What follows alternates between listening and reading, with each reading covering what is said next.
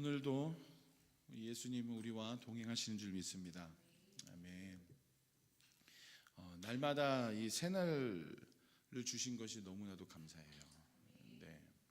복음으로 오늘 하루도 살게 하시고 어제 머무는 것이 아니라 우리가 그저께 머무는 것이 아니라 날마다 새롭게 하시는 그 은혜 속에서 우리가 날마다 거하기를 원합니다. 복음을 믿는 자의 삶은 심플합니다. 그것이 너무나도 기쁜 일이에요. 이전에는 복음을 믿기 전에는 내 힘과 내 방법과 내 힘으로 어떻게든 이 세상에서 살아보려고 참 우리가 애썼단 말이에요. 그게 고생인지도 몰랐어요. 그죠? 그게 어떻게 보면은 내 우월함을 위해서, 그죠? 이생의 자랑, 그죠? 우월함을 위해서 그렇게 우리가 발버둥 쳤단 말이죠. 근데 이 예수 그리스도의 이 복음은 우리의 삶을 아주 심플하게 하십니다. 진리이기 때문에. 예수 그리스도가 나의 주인이심을 믿냐 안 믿냐, 이거 둘 중에 하나라는 것이죠. 그래서 이 복음을 믿는 자는 환경 속에서 보이는 현상, 일어나는 현상에 반응해서 살면은 절대로 안 되는 존재가 되어졌어요. 우리는 이것은 믿음이 아니기 때문이죠. 우리는 그러면 무엇에 반응해야 되는가? 사람의 말에 반응하는 것도 아니고요, 그죠? 세상적인 얘기에 반응하는 것도 아니고 우리는 무엇에 반응해야 되냐면 말씀에 반응하는 거예요.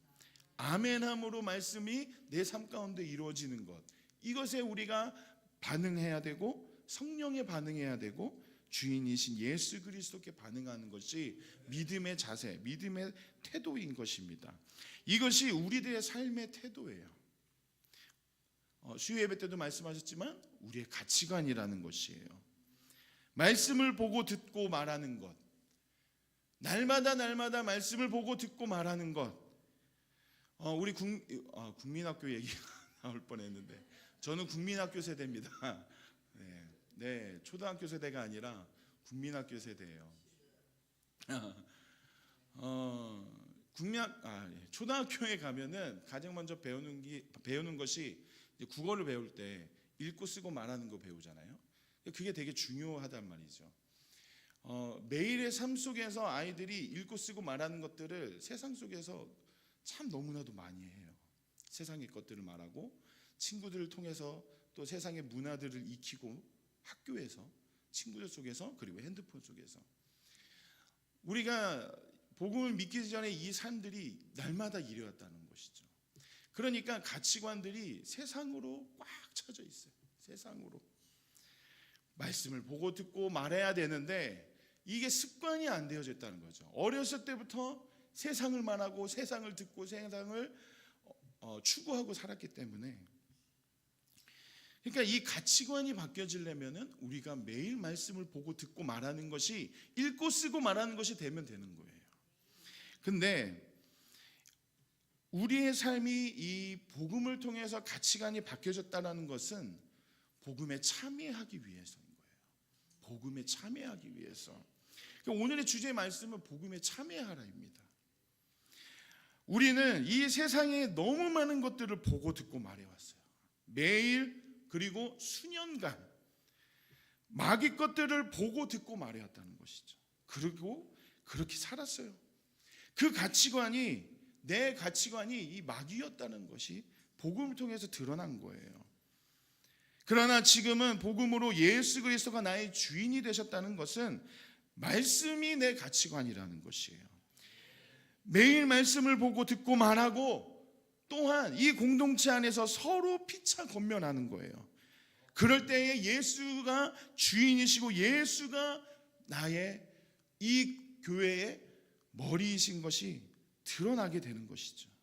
이것이 우리의 가치관이자 우리가 취해야 될 태도입니다.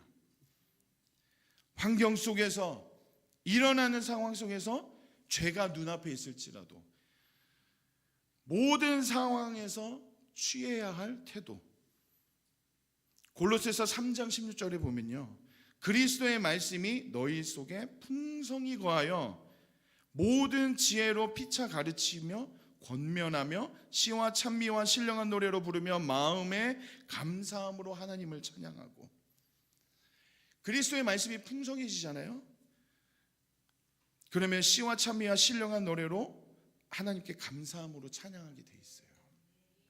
말씀이 없으면 하나님을 찬양하고 하나님을 높이는데 마음이 확 무뎌지고 완악해진 마음으로 살게 되어 버립니다. 그러니까 우리가 죄가 드러났을 때에 우리가 어떻게 취해야 할 거냐, 어떠한 태도로 나는 하나님 앞에 믿음의 태도로 나아갈 것이냐. 그리스도의 이 말씀이 매일매일 우리가 풍성하게 마음에 충만해져야 복음에 참여하는 내가 되고, 한 사람이 한 사람이 됐을 때에, 한 사람이 한 사람이 복음에 세워졌을 때에 공동체가 다 세워지는 거예요. 한 마음과 한 뜻으로 되어진다는 것입니다. 자, 초대교회가 지속되어졌다는 것은 지금까지도 이 교회의 역사가 지금까지 이어졌다는 것은 모든 생각과 모든 나의 마음이 다 예수께 맞춰졌다는 거예요.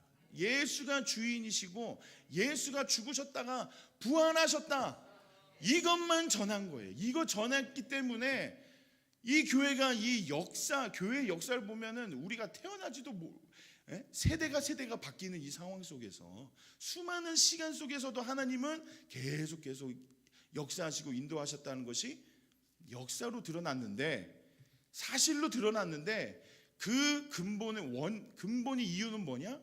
예수가 부활했다, 이거 전한 것인 줄 믿습니다. 사도행전 3장 15절에 보면 하나님이 죽은 자 가운데서 살리셨으니 우리가 이 일의 증인이로다.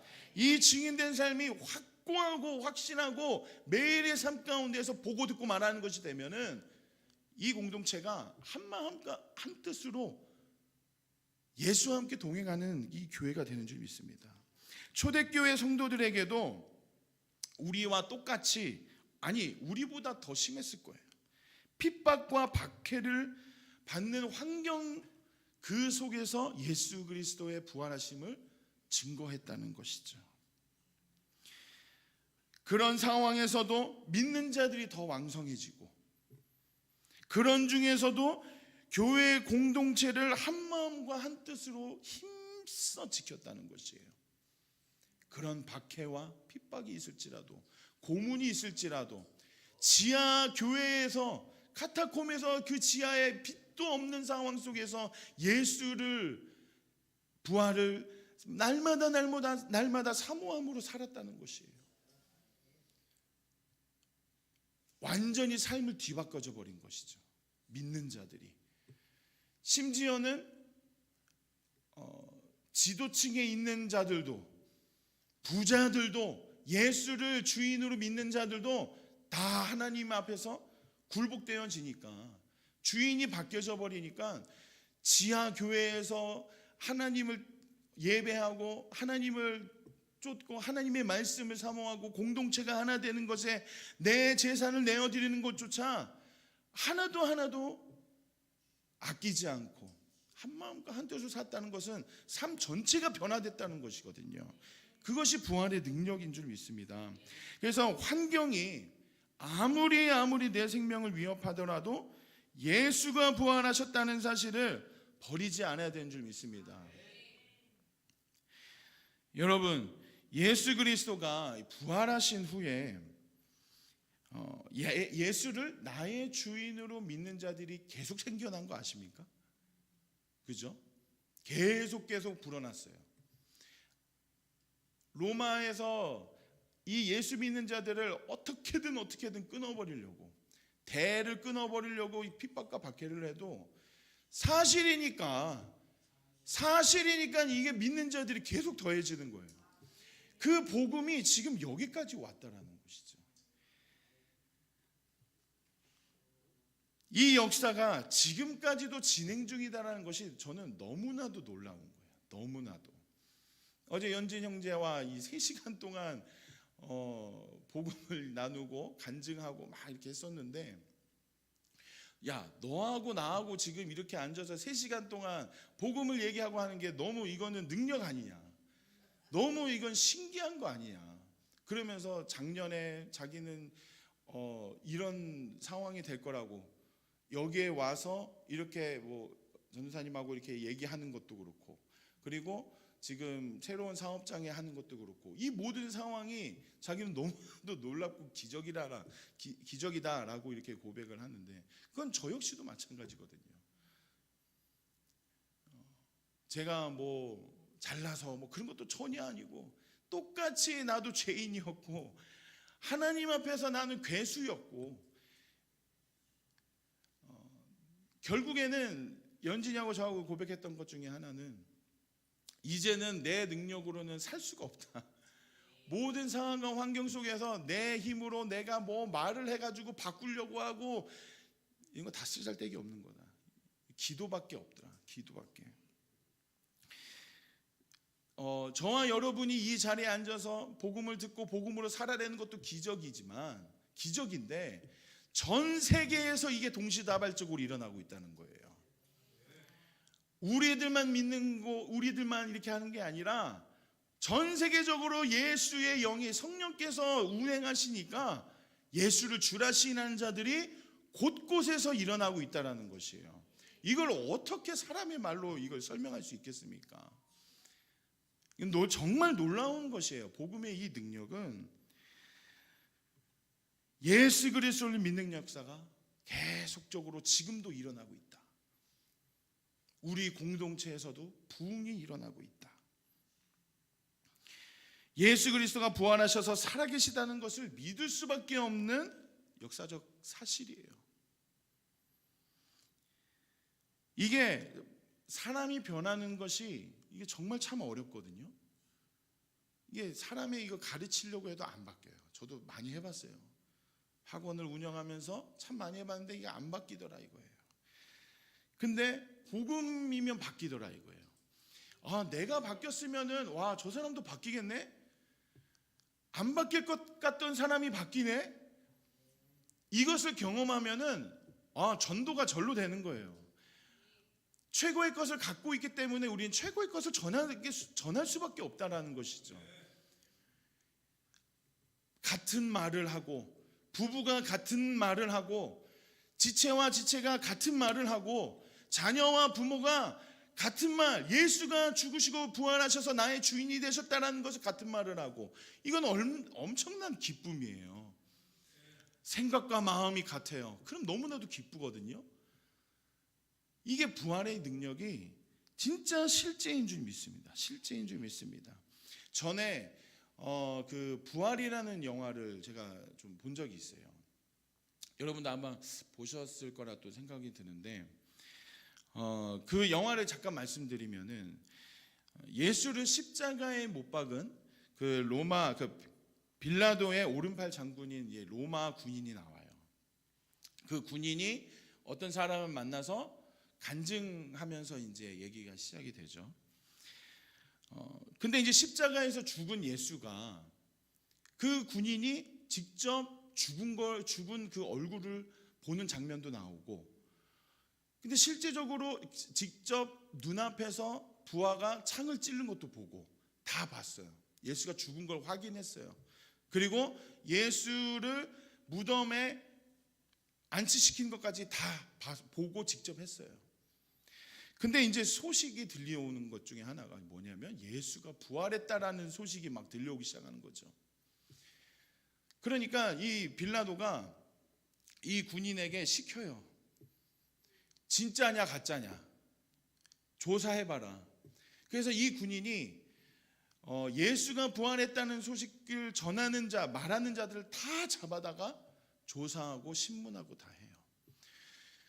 근데 이 말하는 자들이 다 확신을 갖고 말을 하잖아요. 직접 봤으니까. 너 거짓말하면은, 예수가 부활했다는 사실 그냥 거짓말하면 내가 너 살려줄게 하는데도, 이걸 내가 봤는데 이걸 어떻게 부인하냐 하면서 예수가 살아계신 것을 그 앞에서 막 증거를 하는 거지. 그러니까 점차 이 군인이 막 설득당하려고 하려고 해요. 계속 사실을 진짜 확신 있게 얘기하니까. 그러다가 제자들이 거처하고 있는 곳을 수소문해서 찾아서 직접 그 방문을 열려고 하는 찰나였었습니다. 칼을 무장하고 군대를 다 이끌고 와가지고 그 거처에 가서 문을 딱 여는데 거기에서 진짜 살아계신 부활하신 예수님을 만난 거예요. 완전히 충격을 받은 얼굴 표정이 막 클로즈업 되더라고요. 그러면서 너무 놀라서 문을 다시 닫고 나갔어요. 그러다가 이게 도대체 어떻게 된 일이지 하면서 다시 문을 여는데 예수님 있는 거야. 진짜 부활하신 예수님이 여기에 못자국하고 다 난. 그러면서 자기가 쥐고 있던 내 무기라고 생각했던 총이 아니죠. 칼을 놔버리고 그 앞에서 망연자실하게 그냥 쓰러져 버려요. 쓰러져서 그 예수의 얼굴을 보면서, 그러면서 내 신분이 있잖아요. 군인 그 신분을 버리고 그 부하에게, 자기의 부하에게 얘기합니다. 내가 진리를 쫓아 좀 떠나야 되겠다. 그 문장의 편지를 남겨두고 떠나버려요. 그러면서 예수님을 진짜 실제로 제자들을 쫓으면서 예수님이 승천하시기 전에 제자들이 나타나셔서 부활하신 것을 보여주고 먹이신 것을 다 하시잖아요. 그 상황 속에서도 같이 있었어요. 그러면서 이 영화의 마지막에 이 대사가 참 제 머릿속에 많이 남았는데, 그게 뭐였냐면, 그 간증을 듣던 자가 그러면 당신은 진짜 믿습니까? 물어봐요. 그러면서 그 군인이 하는 얘기가, 한 가지 확실한 것은 이제는 내가 이전과 같이 살 수 없다. 이 얘기를 하면서 영화가 마무리됩니다. 그러면서 로마 군인의 신분이 이 반지를 빼면서 그 고백을 해요. 다 내려놓고 이전과 이제는 살 수 없을 것 같다. 진리를 쫓아야 될 것 같다. 그러니까 이 복음을 믿는 자는, 진짜 부활하신 주님을 믿는 자는 이거 이전과 같이 살 수 없다라는 것이에요. 이전의 모습과 이전의 생각, 이전의 지식들, 완전히 지식이 다 무너져 버리는 거예요. 부활의 주님을 만나니까. 실제인 이 부활의 예수 그리스도를 만나면 바뀌게 돼 있어요. 변하게 돼 있어요. 삶의 가치관이 예수로 되어져 버리는 것입니다. 그렇기 때문에 부활 복음을 믿는다는 것은 이제는 보이는 대로 들리는 대로 감정대로 살 필요가 전혀 없다. 이건 내 수고고 내 짐이다. 예수님은 이 짐을 자유케 하셨다. 이것을 믿어야 되는 줄 믿습니다. 복음은 하나님의 놀라운 능력이에요. 놀라운 능력이에요.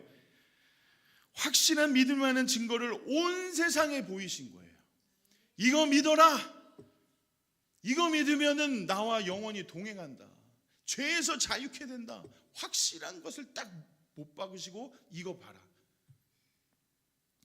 믿는 자들에게 죄에서 구원을 주시는 이 하나님의 능력, 이건 너무나도 강력한 거예요.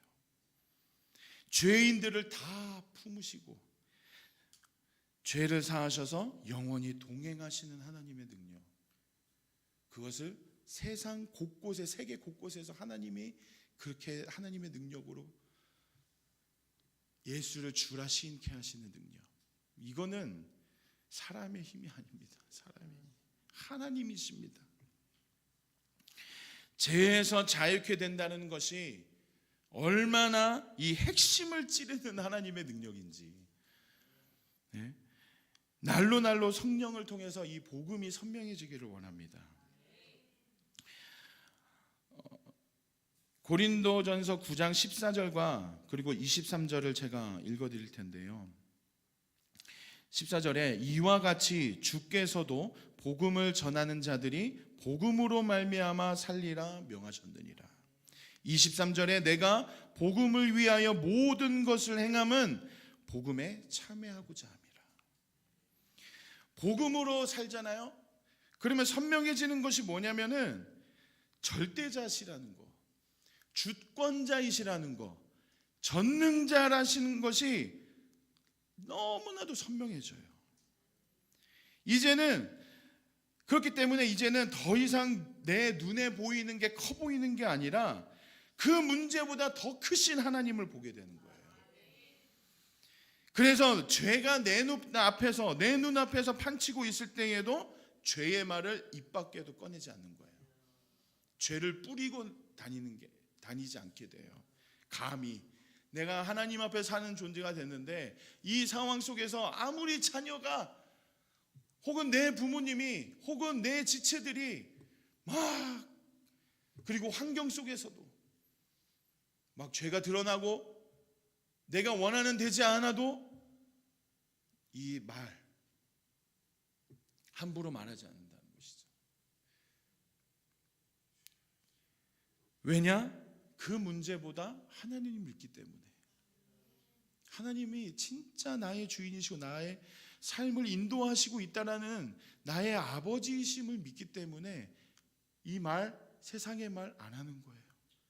내가 조금이라도 그 감정에서 말을 하면은 편할 것 같죠? 절대 편하지 않더라고요. 그게 다시 저한테 돌아와요. 죄가 다시 나한테 돌아와. 그러면은 말할 필요가 없어요. 그냥 우리는 기도하면 됩니다. 상대방의 행동을 보면서 문제라고 여기기 때문에 이 말하려고 하는 것이거든요. 근데 상대방의 행동을 보며 문제라고 생각하는 것 자체가 사실 선악과를 따먹는 거예요. 내 의와 내 기준으로 바라보는 거거든요. 그러니까 문제라고 생각을 하는 거예요. 그 순간 내 눈앞에 있는 문제를 하나님보다 더 믿어버리게 되는 거예요. 자녀를 보며 부모를 보며 혹은 부부관계에서도 지체를 보며 문제라고 판단하는 게 아니라 우리가 그들을 위해서 기도해야 되는 것이에요. 하나님이 역사하시기 때문에 하나님이 진짜 역사하실 것을 그 사람의 주인이시라는 것을 확실히 믿기 때문에 그렇기 때문에 복음이 선명하면은 하나님이 전능자이시고 절대 주권자이심을 선명해지기 때문에 우리는 믿고 기도하면 된다. 믿고 기도하고 하나님이 일하실 것을 보는 게 차라리 우린 더 좋아요. 한 번에 해결하시거든요. 한 번에. 하나님의 소관인 거지 내 소관이 절대 아니라는 거예요. 내가 정죄하고 판단하는 것, 내가 그 사람이 문제라고 생각하는 것 내 소관이 아니에요. 하나님께서 하실 일인 거예요. 다만 우리는 내 가족과 내 자녀와 내 부모, 내 지체들에게 관여해야 될 것은 뭐냐면은 그냥 복음을 믿게 하는 거예요.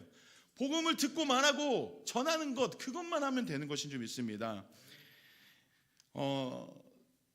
복음이라는 것은 우리가 복음을 나눌 때에 혹은 복음을 교육한다 이렇게 얘기하지 않아요. 그죠? 복음을 양육한다 얘기해요. 복음으로 제자를 양육하고, 그죠? 이 말씀은 이제 수요예배 때도 이제 저에게 이제 마음을 주신 말씀이라 이 부분을 좀 준비했는데, 양육은 가르치다라는 것이 아니더라고요. 가르치는 게 아니에요. 뭐냐면은 가르치다라는 것은 교육이라고 얘기를 할 때 가르치는 거예요. 그러면 양육은 뭐냐? 양육은 보살펴서 성장하게 하는 거다라고 이렇게 하더라고요. 그럼 보살피다라는 거는 뭐냐면은 보고 살피는 거예요. 보고 살피는 거. 그 상대방의 마음을 보고 살피는 거. 일이라고 생각을 하면은 사람이 안 보여요. 일이 내가 바쁘고 내가 원하는 게 더 중요하고 내 감정이 중요해 버리는 순간 사람이 안 보여져 버려요. 네. 그러니까 양육이 안 돼요. 그냥 가르치려고만 하는 거죠. 지식과 기술을 습득하는 게 교육인 거예요. 근데 양육은 보고 살피는 건데, 우리는 복음을 통해서 양육한다라고 한다면은 복음이 기준이 돼서 보고, 복음이 기준이 돼서 살피고, 상대방의 마음을 살피고, 자녀가 말을 안 들을 때에도 복음을 기준으로 되어서 보고, 복음으로 살피어 주는 것, 이것이 복음으로 양육하는 건데, 이것은 참 놀랍죠. 말씀에 보면은 서로 피차 권면하여라고 얘기하잖아요. 말씀하시잖아요. 복음으로 양육한다는 것은 전하는 자나 듣는 자나 다 하나님께서 양육하시겠다라는 거예요. 서로 피차 권면해서 서로 자라나. 이건 놀라운 거예요. 세상은 나만 잘 되면 돼, 나만 성장하면 돼를 추구해요. 근데 복음은 서로 성장하는 거예요.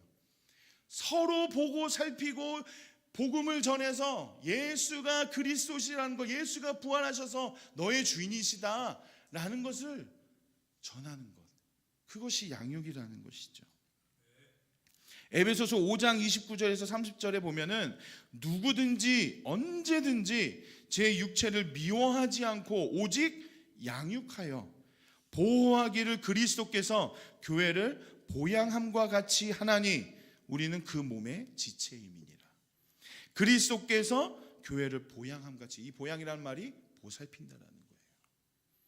복음을 통해 나는 죽고 예수의 인격이 자녀와의 대화 속에서, 지체와의 대화 속에서 예수의 인격이 드러남으로 양육하는 것, 복음으로 양육하는 모습, 그리스도께서 교회를 보호하시는 것처럼 우리가 함께 복음으로 사는 것, 이것이 양육이라는 것입니다.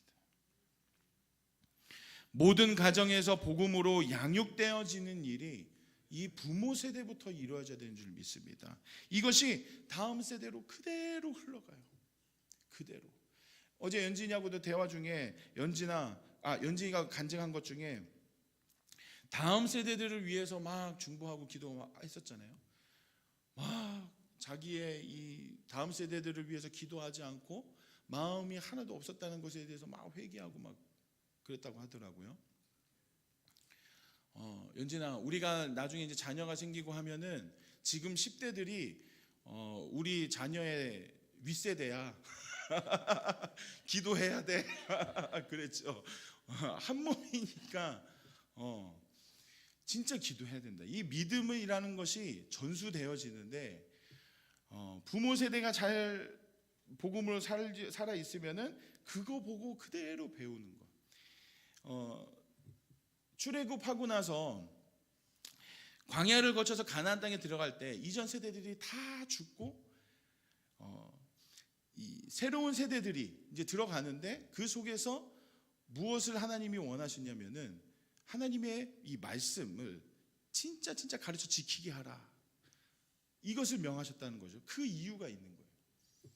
이제는 그 가나안 땅에 들어갔을 때에 이 믿지 않았던 모습들로 사는 게 아니라 진짜 믿음으로 사는, 진짜 하나님의 말씀으로 믿고 사는 것을 원하시기 때문에 이것이 우리들의 삶 가운데 진짜 하루가 걸릴 수도 있고 혹은 5년이 걸릴 수, 그건 우리가 알 수가 없어요. 그러나 우리가 매일 전하는 거예요. 매일.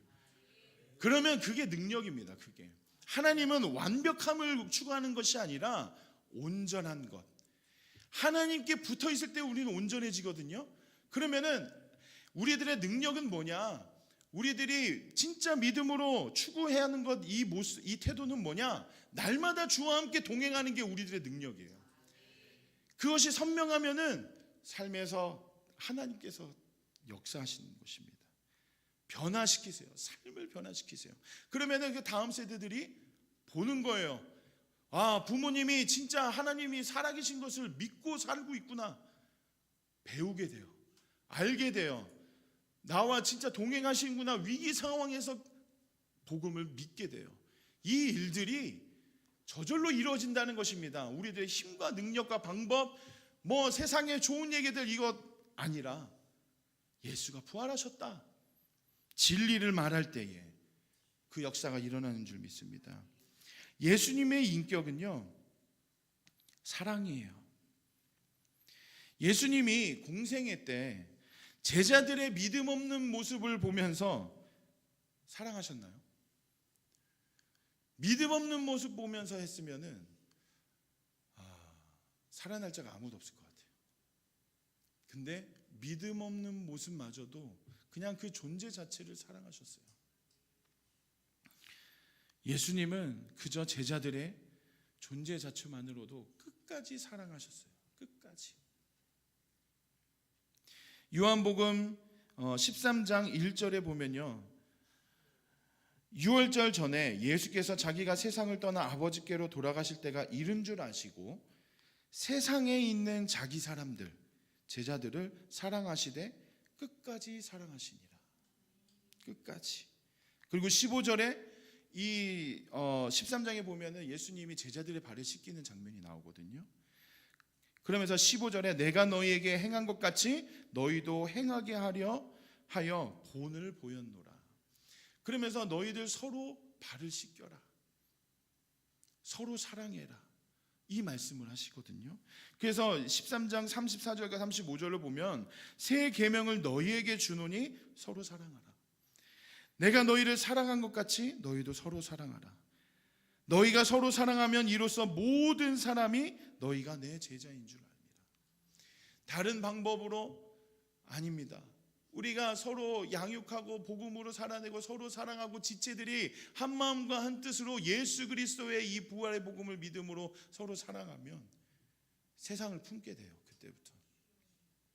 그게 능력인 줄 믿습니다. 우리가 진짜 부활의 복음으로 예수 그리스도가 내 주인이심을 믿고 내 안에 사시는 보배이신 예수가, 예수의 인격이 나의 삶 가운데 실제로 드러날 때 비로소 내 자녀와 내 부모와 내 가정이 예수가 진짜라는구나를 보게 된다는 것입니다. 예수님이 우리를 사랑하셔서 십자가에 죽으신 것처럼 내 가족을 위해, 내 지체를 위해, 공동체를 위해서 날마다 죽노라. 기꺼이 죽노라. 사도 바울이 고백했던 것처럼 날마다 죽노라. 부활하신 예수와 함께 새로운 피조물이 됐다. 우리는 그것을 믿고 서로 사랑함으로 복음이 다음 세대에게 전수되는 이 과정, 이것은 지난 수요 예배 때서부터 분명하게 일어난 줄 믿습니다. 회개했어요. 회개했기 때문에 우리는 믿고 전진하면 돼요. 회개하고 복음 믿고 하나님의 나라, 하나님의 천국이 진짜 가정 가운데, 삶 가운데에 임하여지기를 원하는 것을 간절히 우리가 기도할 때 성령께서 역사하시고 성령께서 힘을 주시는, 그리고 실제로 그 하나님의 나라를 누리는 그 가정이 진짜로 우리 삶 가운데, 우리 가정 가운데 이루어져야 되는 줄 믿습니다. 복음을 전할 때에 역사가 일어나요. 부활의 복음을 듣고 말하고 보고 할 때 악한 영이 삶에서 떠나가게 돼요. 예수의 이름만이 악한 영이 무릎 꿇게 되고 세상의 정욕들이 끊어지게 됩니다. 그러면 복음을 전하는 자나 듣는 자나 다 복음의 기쁨으로 참여하게 되고 복음으로 살게 되고 기쁘기 때문에 전하게 된다는 것이죠. 수고하고 무거운 이 죄의 짐들이 자유케 되는 기쁨, 진리를 통한 이 진정한 자유, 리얼한 실제적인 부활의 복음. 저는 가진 것이 이제는 이거밖에 없어요. 저와 여러분이 그렇게 고백해야 될 줄 믿습니다. 이 실제적인 이 복음, 예수님이 이 땅에 오셔서 모든 것을 다 주신 이것밖에 없어요. 이제는 하나님이 저의 삶을 참 사랑하시는지 경험케 하시는 것 중에 하나가 주시는 자도 하나님이시요 걷어가시는 것도 하나님이시다라는 것이, 저는 참 요즘 이런 상황 속에서도 너 나 믿니? 라고 말씀하시는 것 같아요. 곧 이제 학원의 이제 사업장이 이제 마무리가 되거든요. 근데 학원을 이제 한 7년에서 8년 정도 이렇게 해왔는데, 코로나 시절 때 오히려 남들은 학원 문이 다 닫는데 저는 사실 더 잘 됐어요. 하나님의 은혜를 누렸어요. 하나님께 감사하고 그 속에서도 복음을 전하고 전도하고, 그러다가 코로나가 맞춰지고 이제 지금 시점에 왔을 때 하나님이 걷어가시는 게 보여요. 네. 근데 저에게 말씀하시는 것은 그런 중에서도 넌 난 믿니? 복음을 믿기 전에였다라고 하면은 마음이 확 무뎌졌을 것 같아요. 참 이 목회자의 자녀로 태어나서 이 물질적인 이 부분에 대해서 참 어려움들이 참 많았었거든요. 어렸을 때부터. 내가 복음을 믿지 않고 있는 상황이었으면 다시 또 하나님 원망하면서 갔을 거예요. 근데 복음을 믿고 나서는 하나님을 원망하고 하나님을 떠나겠다라고 했었던 그 고백들이 하나님께서 예전에 그 회개를 통해서 책망하셔가지고 막 회개했었거든요. 그리고 복음을 현재로 동행하는 것을 믿고 지금 살아온 이 현 시점에서는 현재 상황에서 내가 물질이 없더라도 혹은 나에게 이 상황이 갑자기 확 바뀌어질지라도 감사가 된다는 것이죠. 왜냐하면은 그것 가지고 이 환경 가지고 내 믿음이 좌지우지 됐다라면은 나는 지금까지 뭘 했나? 근데 그게 아니라는 것이죠. 복음을 믿고 나서 내 삶이 진짜 바뀌었다는 것을 내가 알기 때문에 하나님도 아시기 때문에 이 복음과 이 환경과 바꾸기가 싫은 거죠. 바꾸기가 싫어. 하나님이 살아계신 것을 감히 내가 부인할 수가 없다는 거예요. 마치 부활하신 주님을 진짜 살아계시다라고 모든 증인들이 다 말했던 것처럼 이거는 부인할 수가 없는 것이죠. 부인할 수가. 오히려 어떤 일을 행하실지 더 기대가 되고 그것에 좌지우지 되는 게 아니라 나는 그냥 주님 그냥 복음 믿고 그냥 살겠습니다. 그것밖에 없습니다. 이제는 이 고백. 물론 저의 상황 속에서 저의 이제 학원도 그렇지만은 부모님 이사하고 막 여러 상황들이 있었어요. 물질들이 더 많이 들어가야 돼. 아니 왜 제가 잘 됐을 때 그렇게 되지? 없을 때 뭔가 정리가 될 때 이런 과정 속에서 있으니까 여러 가지 생각이 들지 않겠습니까? 근데 그 생각을 예수 그리스도께 굴복하니까 자유케 된다는 것이죠. 그러니까 기쁜 거예요. 진짜 하나님이 살아계시는구나. 내가 손에 쥔 건 없어도 아무것도 없어도 상관이 없구나. 그냥 예수님은 살아계셔서 나와 동행하시는구나. 이것이 나의 기쁨이고 나의 능력이구나.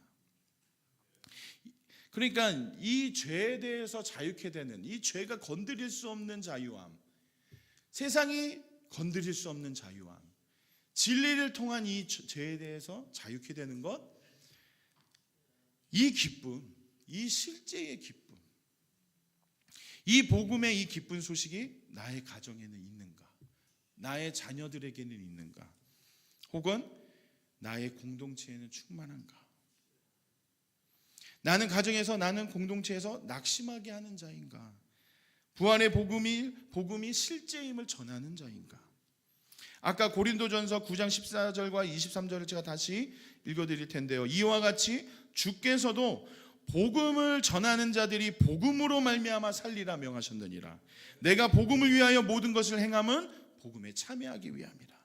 기쁘기 때문입니다. 감사하기 때문에. 우리가 이제는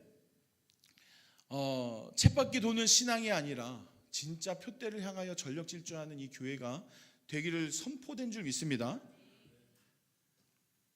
가정을, 공동체를 하나님 앞에서 진짜로 살리고 싶다면은 우리는 복음으로 살아내고 복음으로 양육해야 되는 줄 믿습니다.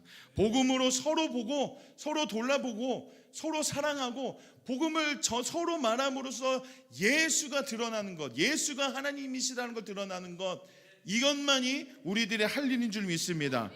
그리스도의 복음 때문에 공동체가 된 거예요. 각자의 삶에서 이제 흩어질 텐데 각자의 삶에서 진짜 믿는 야성의 믿음, 마귀 때문에 쭈구리로 사는 믿음이 아니라, 믿음도 아니죠. 진짜 정복하고 다스리는 믿음. 하나님이 나와 함께 하시기 때문에 여호수아가 그 가나안 땅을 볼 때에 진짜 하나님이 주신 땅이다라고 모든 사람이 노했을 때 예스하는 믿음. 가정이 나에게 복음을 통해서 하나 되게 하실 거라는 그 믿음. 사업장이 하나님이 주인이시라는 그 믿음. 하나님이 운영하신다는 그 믿음. 아집이 아니에요. 고집이 아니에요. 진짜 하나님이 살아계시다는 걸 믿는 믿음으로 우리가 진짜 선포하며 나가기를 원합니다. 이 시간 우리 기도하며 나아가십시다. 주님, 한 마음이 되고 한 뜻으로 복음을 전하는 사명자의 삶으로 살아내는 공동체 되게 하여 주시옵소서. 복음에 참여하는 자들 되게 하여 주시옵소서. 마귀가 내 눈앞에 죄가 드러나게 하고, 그리고 내가 보이는 것 들리는 것대로 살아버리게 하는 이 마귀의 것들을 쫓아 육신의 정욕과 안목의 정욕과 이생에 자랑되어 사는 게 아니라 그것을 훨씬 뛰어넘으신 만물의 주인이신, 나의 주인이신 예수 그리스도를 붙들며 나아가는, 복음에 참여하고 복음으로 사는 아버지, 그러한 우리 공동체 모든 지체들 되게 하여 주시옵소서. 우리 이런 기도 제목으로 우리 주여 세 번 외치고 내가 주인 된 것 회개하고 우리 주여 세 번 외치고 동성으로 기도합니다. 주여